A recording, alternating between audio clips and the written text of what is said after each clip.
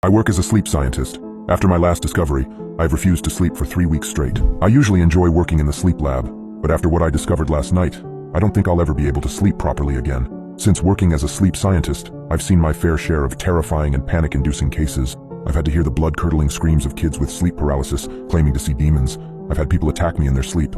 I've seen just about every type of terrifying sleep-related issue, but nothing could have prepared me for my last patient. He was a man in his mid-20s who had lapsed into a coma a few days before he was transferred to our facility. He was sent here so we could monitor him, since a coma is very similar to deep sleep, so it's great for sleep research. I was originally hesitant to take on this patient for observation. The reason is, this patient presents with a whole list of strange and unusual symptoms, yet we have no idea what could have caused it. The patient's brother reports that the patient had randomly begun suffering from extreme hallucinations and headaches, so decided to go to sleep early. A whole week goes by, and he never wakes up, despite having no visible health issues. His brother had just assumed he went to sleep for the night, not knowing it would be his last sleep. I knew it was going to be a challenge finding out what caused this, so I hooked him up to our monitoring machines and began with our usual process. But I never could have guessed the horrifying discoveries I would soon make. When I began monitoring the patient, I noticed something extremely strange. His brainwaves weren't typical of a normal coma patient, but all his other physical attributes are. His pupils are unresponsive to light, and he is unresponsive to all stimuli applied, including painful stimuli, except for reflex responses. But his brain waves seemed like he was still awake, still fully capable and conscious. The professor in charge of our lab had a theory that the patient may have been exposed to some airborne pathogen that infected his brain, which may explain the unusual brain activity. But something was telling me it was something a lot worse than that. Whatever the diagnosis, he was a medical mystery and could have held the key to some obscure disease, and by extension, a new discovery. We were looking at uncharted and undiscovered scientific territory here. So, this afternoon, one by one, my colleagues at the lab checked out for home. Soon there was just me left, staying overnight alone to monitor the patient. I have done this, as I say, many times before. It's the usual routine. I turned on my personal laptop and checked emails and so on. Can't use speakers or headphones on the chance that patients call out or make a noise during the night. Can't risk missing something like that. I was reading something online when I first heard footsteps coming from the corridor. I didn't think anything of it. Probably one of the patients had woken up and had to use the restroom or something. I was immersed in the article I was reading, when suddenly everything seemed to stand still as the realization hit me. There were no other patients in the sleep lab tonight. Just me and Coma Guy. My head turned to the monitor instantly, in the dubious hope that maybe the patient had woken up. Nope, still on the bed, unresponsive, like a log. The footsteps were in the corridor, and they seemed to be going towards the sleep room. I swiveled in my chair and scrambled to the door, in long, hurried steps, almost leaping to it. I opened it and peered out. There was no one in the corridor. Just to be safe, I checked the nearby rooms, including the vacant sleep rooms. All the doors leading to the sleep lab were locked. Only my staff security swipe card can open those. I was safe and sealed in. It had been my imagination. Sighing and assuming it was probably nothing, I returned to the monitoring room. Another quick check that the recordings were in order, and I settled into my laptop routine again. With the computer fans humming away, the steady beep of the patient's heart rate, and nothing interesting online, I was on the verge of sleep. Thank God I never fell asleep then. Otherwise, that could have been my last ever nap. The steady sound of the patient's heart rate is what had almost lulled me into a trance, and it's the heart rate that woke me up again, with start. The patient's heart rate had spontaneously increased, very fast. I looked up eagerly at the EEG signal. It had changed, gotten quicker, responsive to something. Was the patient waking up? I stared at the infrared camera image, which was blurry, so I got up and went to look in through the window. Nothing. There was no movement, no change in the patient's consciousness, but his breathing and heart rate had increased. His brain activity had changed within the coma. Was he experiencing hallucinations? I stared at the stationary figure on the bed for some time in the darkness. And then, something within the room moved. At first, I thought it was the shadow of the cabinet on the other side of the room, but the shadow was moving, creeping. A black mass, creeping slowly towards the bed. I blinked, trying to be sure of myself. It was so dark that sometimes the mind creates shapes of darkness and shadows, illusions. No, it did seem to really be there. It was elongating now, as though something, this black thing, had been on all fours and was now standing up, to stand over the patient in his bed. An intruder. Someone here to attack the patient, or just someone mentally unstable who had somehow found a way in. Perhaps they had tailgated and slipped in behind a member of staff as they had entered through the security-protected doors. "Hey!" I shouted, banging on the window. "Hey, who's there? You're not supposed to be in there." The figure stood, unmoved. I went back to the door, through the corridor, and into the sleep room. I turned on the light. No one was there. There couldn't have been time to escape. If they'd exited the sleep room, they would have run into me in the corridor. How odd. Most likely a trick of the darkness. Just to be certain, though, I checked underneath the bed, and in the ensuite bathroom, and in the cabinet for good measure. Everything was in order. I looked at the patient in bed. I was now standing over the bed in the same way I'd imagined the shadow had done. The patient's breathing had returned to his normal pace. I went back to the monitoring room, and I looked at the screen displaying the camera view. I rewound the recording back a few minutes. There was nothing on there. No shadow. Everything was just like usual. Empty room, with the patient in the bed with nothing moving. Either my imagination was just playing with me, or I was experiencing some extreme hallucinations.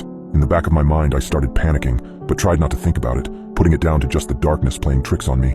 At this point, I could have never known how much worse things were about to get. I sat down at my laptop again, not really able to concentrate anymore on the article I had been reading.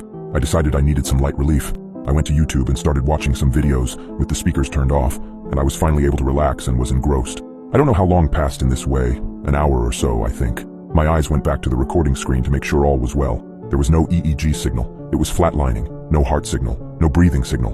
My heart jumped into my throat. The patient was dead, and I'd missed it. I should have done something. What had happened?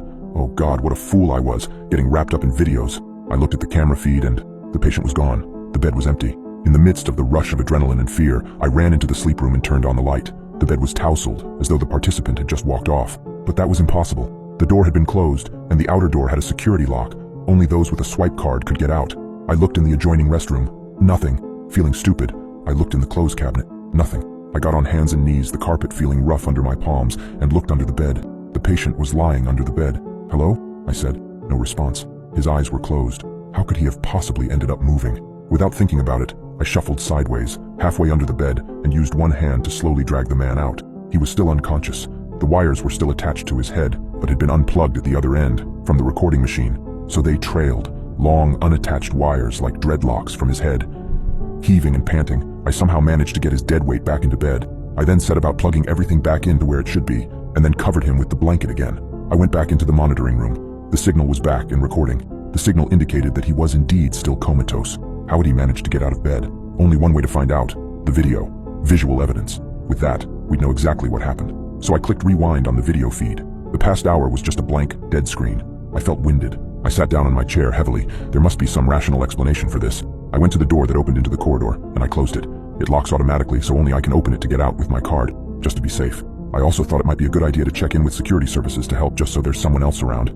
I picked up the office phone, and there was no dial tone. Never mind. I took my mobile from my pocket. No signal. Odd. I tried changing position, etc., but it was no use. I went on to my email to message a colleague to see if I could ask them to ring security for me. This email could not be sent. Please check your connection and try again. The internet connection was definitely still there. I loaded a YouTube video.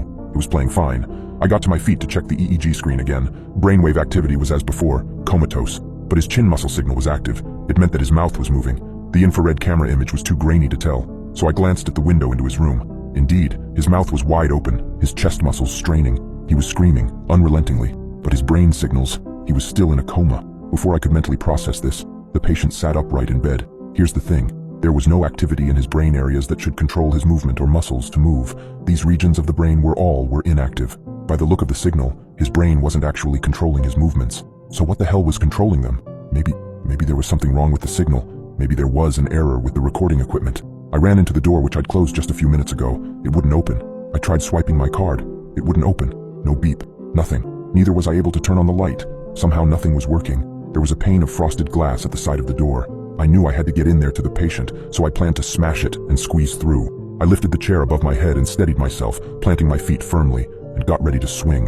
That was until someone pushed me. Someone shoved me, forcefully, away from the door. I toppled over, the chair falling from my grip, onto me in a confused, tumultuous movement where I couldn't tell where my head was in relation to my feet and the floor.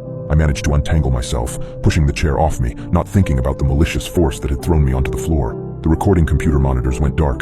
The EEG signals and the camera feed screens, both, just pop, and they were gone. I was plunged into greater darkness. I ran to the window to look in at the patient. He was sitting upright in bed, still screaming. He had been screaming relentlessly throughout all this.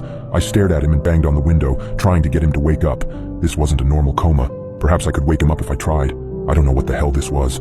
I was willing to throw all protocol out of the window now, and then someone closed the blind from the other room. I just stood there staring at it. I didn't see a hand pull the blind down, but just the jerking movement of the dark blind being pulled to the bottom of the window pane. Someone else might have shouted out, asked who was there. I don't know why, but I just didn't. Maybe because I knew it would be no use. I never thought I would type this, but I knew then that this wasn't a human I was dealing with. I just felt suddenly drained.